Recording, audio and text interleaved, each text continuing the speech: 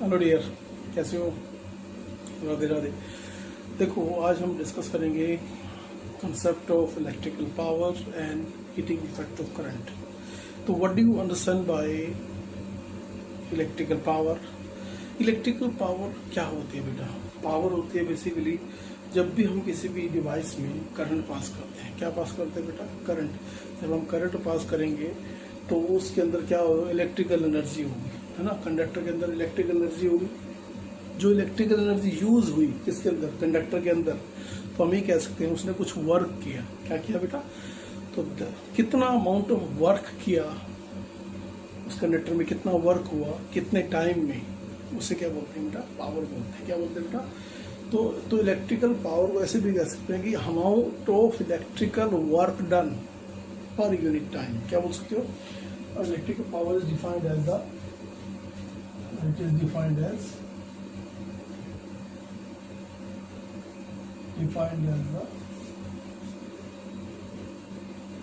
amount of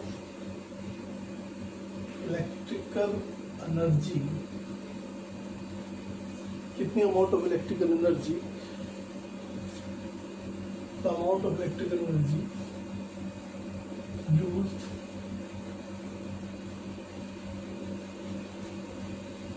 used as work done per unit time।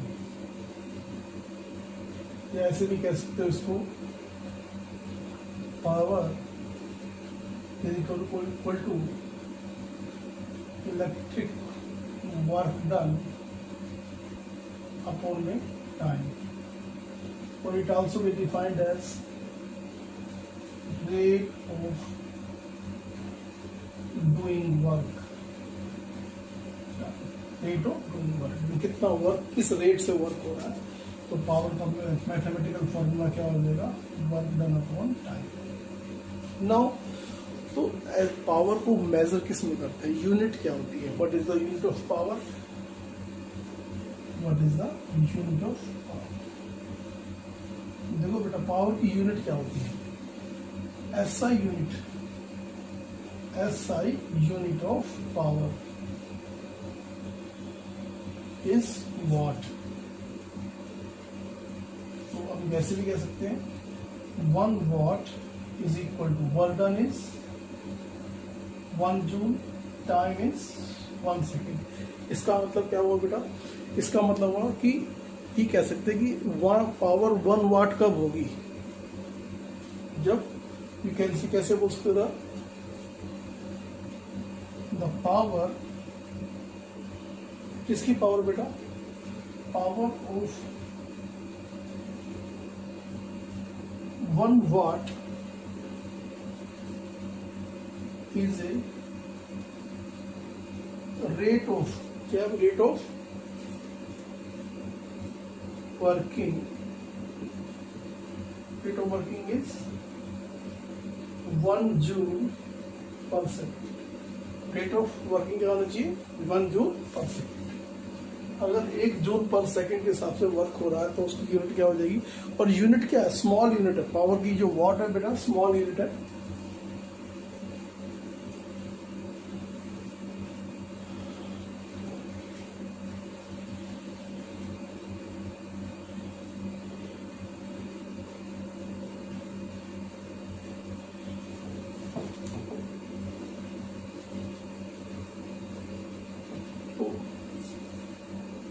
Watt is very small unit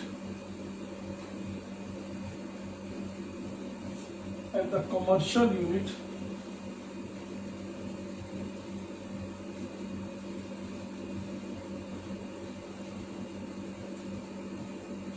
of power is kilowatt।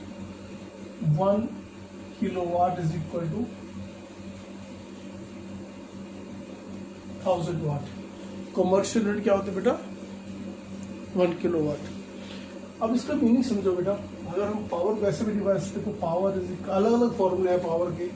जैसे लिखा work done upon time. जैसे हमारे पास ये एक conductor है जिसका रेजिस्टेंस R है, इसमें हमने क्या पास कर दिया, करंट टी टाइम के लिए। तो हमने क्या लिया, consider conductor of resistance R and in T time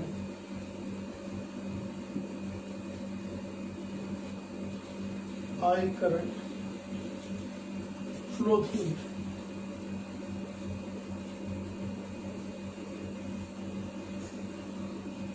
Then अब इसमें कितना वर्क डन होगा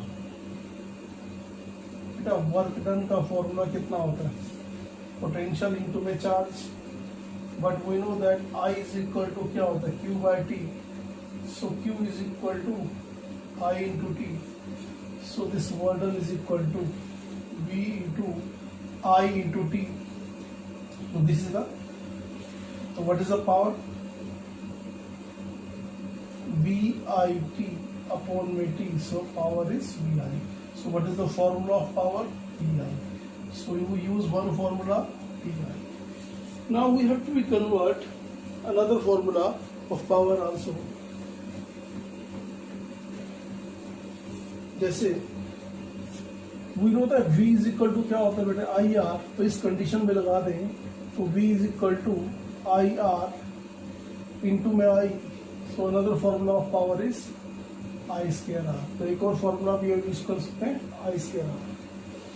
एंड इफ I की वैल्यू क्या रखते हैं, V by R in this formula, तो power is equal to V square by R square into R.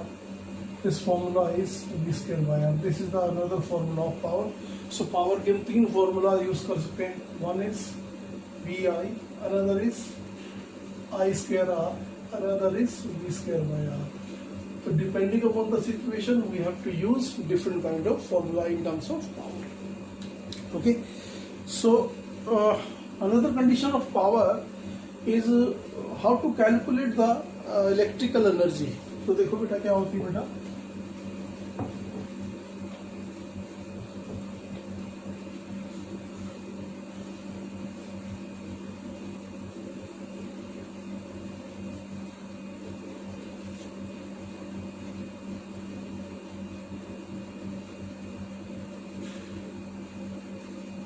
देखो इलेक्ट्रिकल एनर्जी क्या है, जब आप करंट पास करोगे तो कोई भी डिवाइस में क्या होगा, उस वर्क होगा, उस वर्क को क्या बोलते हैं, इलेक्ट्रिकल एनर्जी। तो हम अभी हमने क्या पढ़ा है, power is equal to electric work done upon time, so we can say electric work done is equal to power into time. Now according to conservation of energy,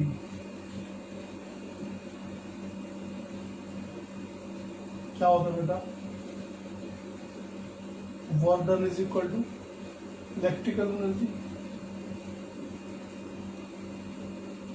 so we can say electric energy is equal to power into time. Okay, now if unit of power is 1 watt, time is 1 second, this energy is 1 joule. So 1 joule of electrical energy कब होगी, जब power कितनी होगी, 1 watt, और time कितना होगा, 1 second. But in terms of commercial unit की बात करें, जो हमारी कमर्शियल यूनिट होती है, तो कमर्शियल यूनिट में the electrical energy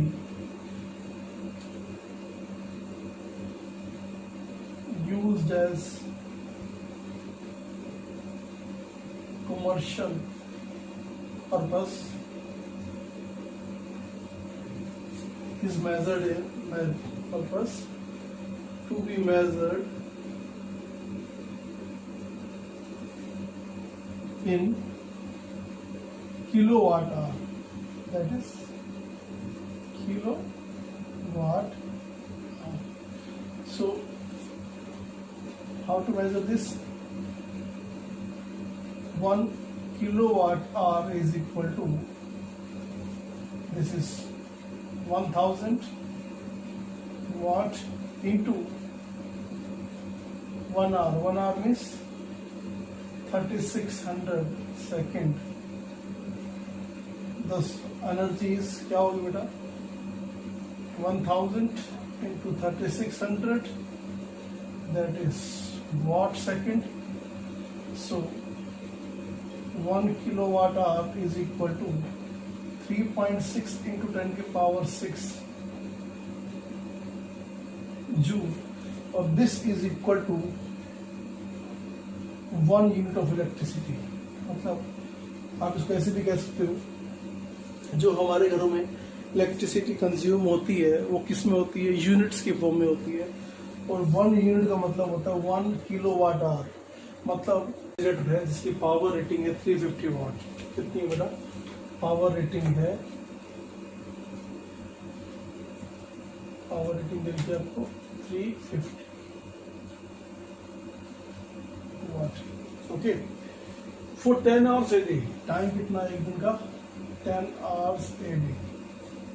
calculate the cost of electrical energy operate. हमें कितनी यानी कॉस्ट ऑफ इलेक्ट्रिकल एनर्जी. सबसे पहले एक चीज ध्यान रखना, फॉर्मूला ऑफ एनर्जी क्या होता है? एनर्जी का फॉर्मूला होता है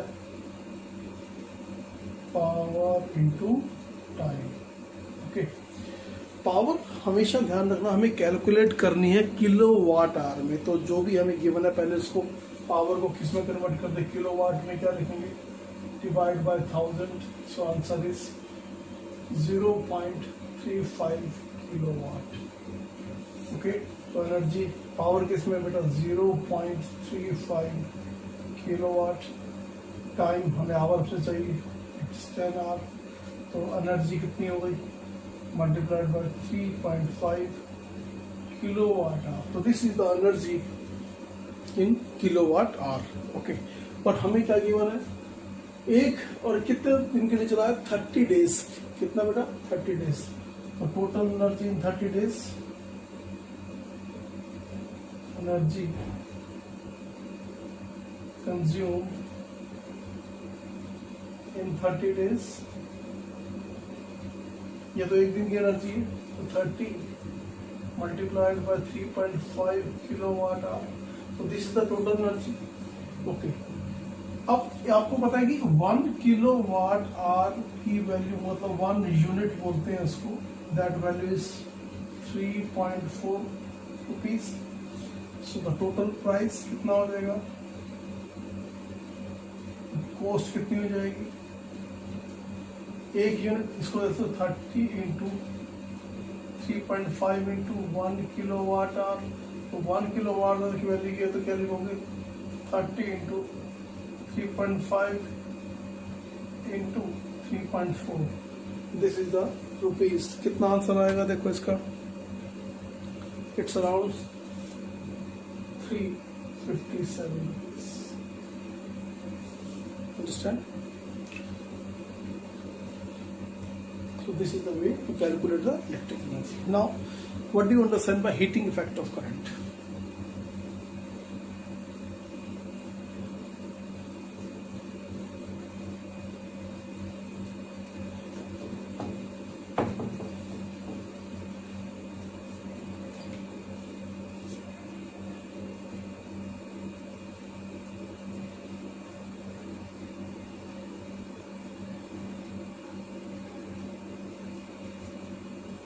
देखो बेटा, अगर हम किसी भी हाई रेजिस्टेंस वायर में, क्या बेटा हाई रेजिस्टेंस वायर में करंट पास करेंगे तो क्या जनरेट होगी बेटा? तो जो वर्क तो हीट जनरेट होगी. क्या होगी बेटा? Heat generate. अगर हाई रेजिस्टेंस वायर लेते हैं उसमें हम क्या पास करते हैं बेटा? हाई रेजिस्टेंस वायर कैसी होती हैं? जैसे निक्रोम, कॉन्स्टेंटन, ये हाई रेजिस्टेंस वायर होती हैं. इसमें क्या पास करते हैं बेटा? अगर करंट पास करेंगे तो अमाउंट ऑफ एनर्जी कंज्यूम्ड होगी इसकी फॉर्म में, बहुत ज़्यादा हीट की फॉर्म में.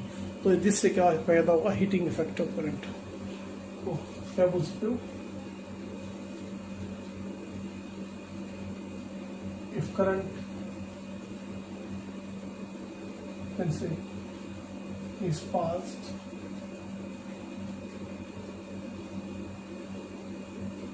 current is passed through high resistance wire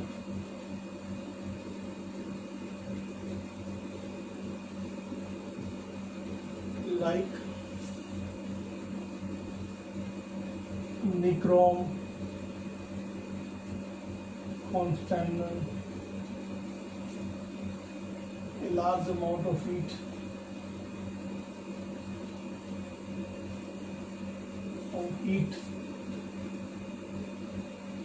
produced. This effect is known as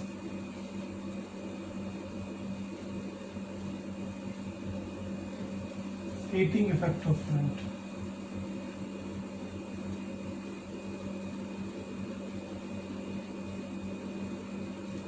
जैसे आपके पास एक हाई रेजिस्टेंस वायर है, इसमें क्या पास किया करंट 40 टाइम के लिए, टी टाइम के लिए पास हुआ, तो कितना वर्क डन हुआ, कितना वर्क डन हुआ, work done by the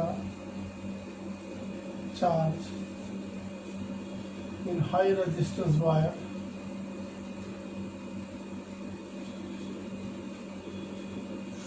time, we can say work done is equal to potential into charge. Potential ohms law के according V is equal to क्या होता है बेटा, IR, और I कितना होता है Q by T. So Q is equal to IT. So this is IT. So this I square RT. So this work done is stored in the form of heat. So the heat produced in the wire as work done